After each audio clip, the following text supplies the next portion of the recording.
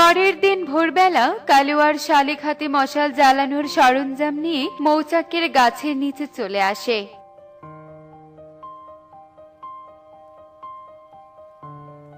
কালু দাদা, এখনো সময় আছে, বলছি ওসব করো না। আমি তোকে বললাম না আমি সব পারি, তুই শুধু মশাল জ্বালিয়ে থাকিস, ঠিক আছে?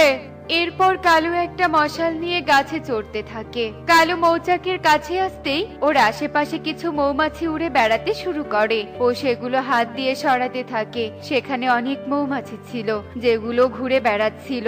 কালু হাত দিয়ে সরাতে থাকে, কিন্তু মৌমাছি খুব বিরক্ত করছিল ওকে। আর কালু মশাল জ্বালানোর সাথে সাথে মৌচাক পর্যন্ত আগুন পৌঁছে যায়। এরপর মৌমাছিরা একসাথে হামলা শুরু করে।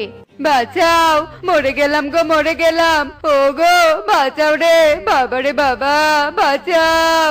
কালু বাঁচাও বাঁচাও বলে চেঁচানো শুরু করে। নিচ থেকে শালিক এটা দেখে ভয় পেয়ে হাত থেকে মশাল নিয়ে সেখান থেকে পালিয়ে যায়। আর কালু নিচে পড়ে যায়। তখন শালিক তোতা ও কবুতরকে সেখানে নিয়ে আসে। আর এদিকে কালুর সারা শরীর ফুলে লাল হয়ে যায়। আর কালু ব্যথায় ছটফট করতে থাকে।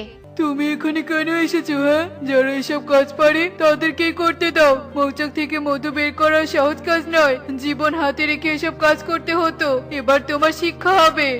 বেশি চালাক হলে যা হয়, লোভে পড়ে অন্যের কাজে নাক গলাতে আসলে এরকমই শাস্তি পেতে হয়। না ভেবেচিন্তে মৌমাছিদের সাথে পাঙ্গা নেওয়া হচ্ছে। হ্যাঁ, হায় হায় হায় রে, মরে গেলাম রে, মরে গেলাম, ও ব্যথায় যে আমি মরে গেলাম গো।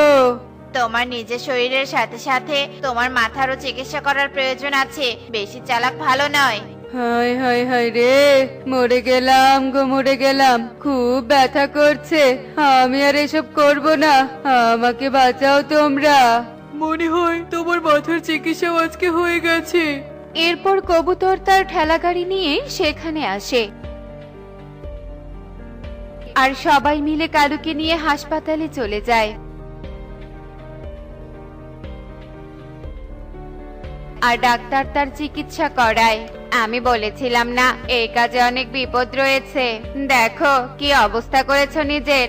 আমি যদি সময় মতো সবাইকে না নিয়ে আসতাম তাহলে কি হতো বলো তো? আর এই কাজ কখনো করব না, সত্যি বেশি চালাকি ভালো নয়। এবার বুঝলে তো?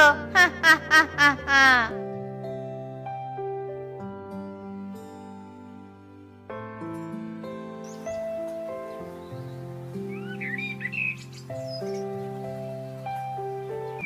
এরপর বেশ কিছুদিন পর কালু সুস্থ হয়ে যায়। আর সে তার ভুল